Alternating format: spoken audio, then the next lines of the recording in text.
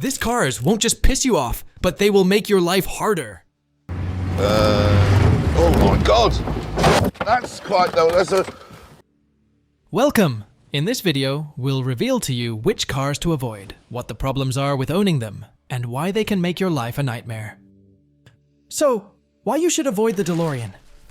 While immortalized in the Back to the Future film franchise, this car was a symbol of failed promises and shattered dreams in the automotive world. Led by the renowned auto executive John Z. DeLorean, the project faced numerous setbacks and challenges that ultimately led to its downfall.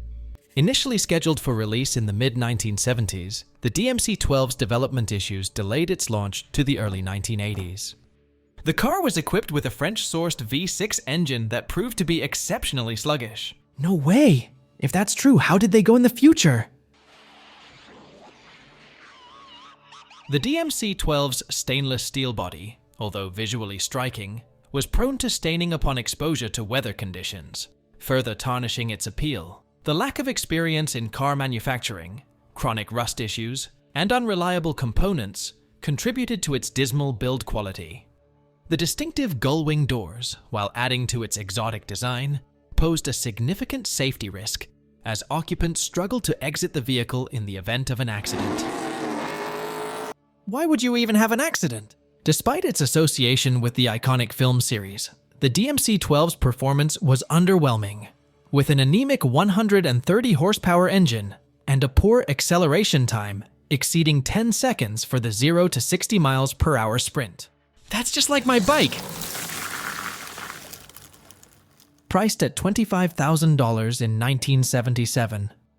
It is not like my bike anymore. The car was considered excessively expensive for its capabilities, leading to its critical and commercial failure. The Hummer H2. Down from heaven in 2002, this tank was a scaled-down version of the military Humvee, but I think it was the other way around. This angel offers an off-road capability. Weighing over 6,600 pounds, the H2 featured a 6.2-liter V8 engine that purrs just like a cat, with 393 horsepower providing not decent, but the best off-road capability, and a towing capacity of up to 8,200 pounds. That's the equivalent of 164 bulldogs. As for the driving experience, it was often deemed uncomfortable, with numerous rattles suggesting poor build quality. That's not true.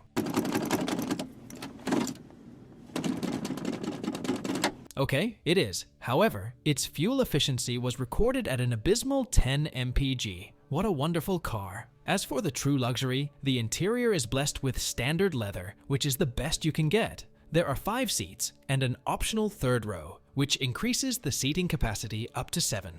Could you even believe that? Despite its spacious exterior, the cabin was criticized for feeling crowded, with inferior materials. Unbelievable. The Yugo GV. Produced between 1985 and 1992, it became famous for its numerous mechanical and design flaws, earning the title of one of the worst cars in automotive history. Imported from Yugoslavia, the GV was marketed as the cheapest car in the US. Although priced at around $4,000, it was widely considered to be worth only a fraction of its price. People often say that driving experience was harsh, with the car suffering from unreliable steering and handling, but I don't see that as a problem. The only big problem of this car are the mechanical failures, which were common, with frequent breakdowns and safety concerns, and a propensity for the engine to explode, which also is not necessarily a really big deal, unless, of course, the car explodes. Fire.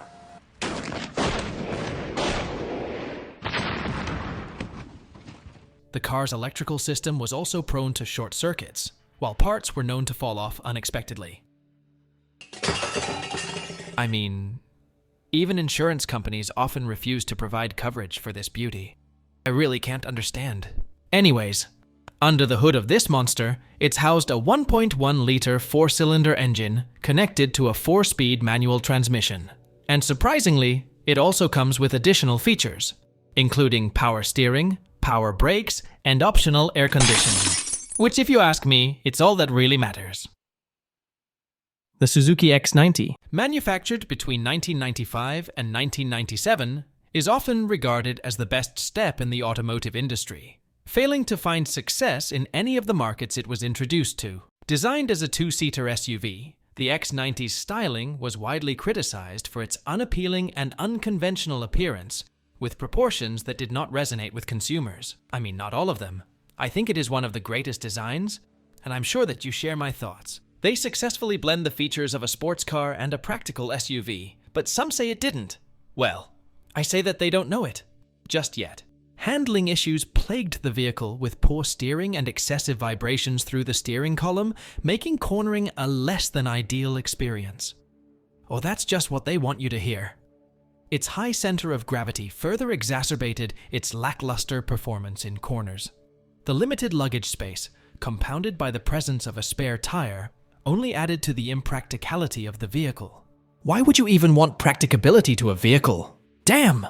This mighty boat is powered by a 1.6-liter four-cylinder engine. Oh, and its absolutely gorgeous design, underwhelming performance, and lack of practicality which led to its lackluster reception in the automotive market, contributing to its brief lifespan and limited sales figures.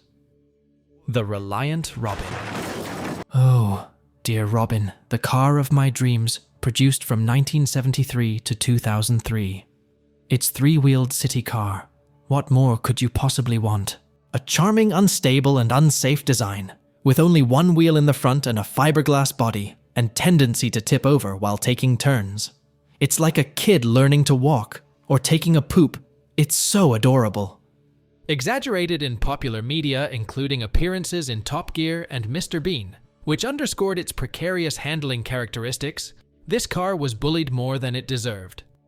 Sadly, the car's limited engine power, with the 748cc and later 848cc engine struggling to keep up with higher speeds. What a pity! I would have seen its true potential with the engine power of an Urus.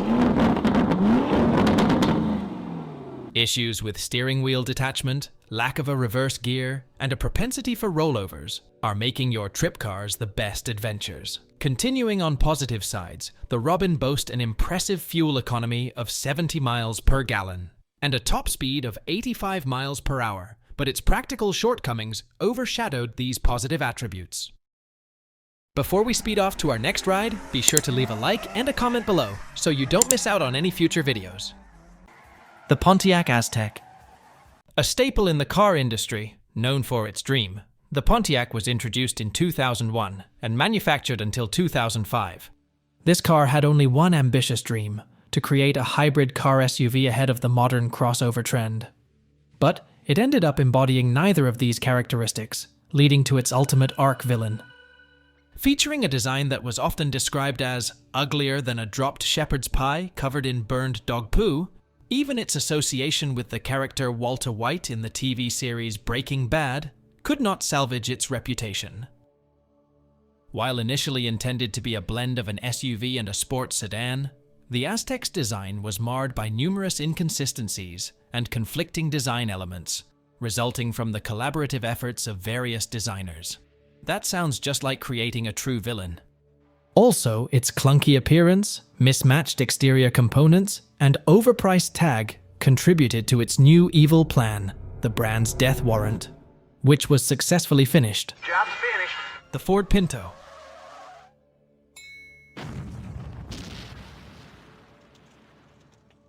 This car, it's the perfect gift that you can make to that friend that always knows everything. Manufactured from 1971 to 1980, gained notoriety as one of the most infamous cars in history due to its tendency to burst into flames following even minor rear-end collisions. So, isn't the best gift that you can give him? But perhaps you think, such a wonderful car must cost a lot of money. Guess what? It's one of the cheapest. And maybe you wonder, why is that? I know that if I were in your position, I'd do it. Well, that's all just because it's fuel tank placement, which led to catastrophic consequences, tarnishing its reputation and becoming a subject of lawsuits and public outcry. In testing, the Pinto exhibited a propensity to catch fire, with the fuel tank rupturing consistently during rear-end crashes. Ford's decision to proceed with the vehicle's release despite this known issue resulted in numerous recalls and legal battles, sadly leading to the Pinto's discontinuation in 1980. The Saturn Ion. born in 2003, now living in our hearts, is frequently featured on lists of the worst cars due to its underwhelming performance, poor build quality, and overall lackluster driving experience. While the Ion featured a solid engine, it suffered from various drawbacks, including a noisy driving experience, heavy steering, and lack of liveliness, leading to conservative performance at best. Its subpar construction, uncomfortable seating, and unimpressive cabin furnishings added to its overall disappointment, overshadowing any positive attributes it might have possessed. Several common issues plagued the 2003 Ion, including steering problems, electrical malfunctions, and occasional transmission failures, but nothing really to worry about. Equipped with a 2.2L inline-4 engine, generating 140 horsepower, the Ion, despite not being the most powerful or quickest car in its class, at least, offered a decent fuel economy of 26.33 miles per gallon in city and highway driving. 1 versus 7, feeling a comeback right there. The Chrysler PT Cruiser. Be amazed by the time this car was produced, respectively from 2000 to 2010. I mean, how could they do something like that? This car is one of the populars. It's the pinnacle of cars, the cherry on top. However, for some unknown reason, we can't tell that. Another reason for the collapse of this car are the lineups that included senseless variants, such as the 2006 to 2010 PT Cruiser GT, featuring a powerful 2.4L turbocharged producing 230 horsepower. They just ruined the car. Despite its lukewarm reception, the Chrysler PT Cruiser managed to maintain a niche following, with convertible and soft-top versions attempting to infuse a hint of allure into its overall image. However, this dazzling car has some very strong points, like the flaws and mechanical issues, chronicled in customer complaints and widespread public scrutiny, ultimately overshadowed its potential, solidifying its place in automotive history as a mixed bag of both charm and disappointment. The Citron C3 Plurial. The unfortunate event happened in 2003 when a new Frankenstein, kinda like the one from the books, was created, loved by the creator, but not by the people. Sadly, attempting to embody only 5 concepts in one car, aiming to be a family hatchback, a saloon with a sunroof, a convertible, a roadster, and a pickup truck, yet falling short in all of these categories. The C3 ambitious venture resulted in a series of practical issues, including a complex process for sliding back the canvas roof, arduous removal of the roof rails, and storage limitations, leaving drivers vulnerable to unexpected rain. Even with innovative design intentions, the Citroën C3 Plurial faced multiple setbacks, including subpar interior quality, lackluster driving performance, and compromised handling, especially when the roof rails were detached. Moreover, some say that the Citroën C3 Plurial's suspension problems, characterized by an uncomfortable ride and frequent malfunctions, added to its list of drawbacks, indicating a lack of robust engineering and quality control. The thing is that everything that I have told you is useless, unless you go to our next video to see what other cars have to offer. Thank you for watching our list. Be sure to let us know if you liked and subscribed in the comments, and we'll do our best to reply to your comment.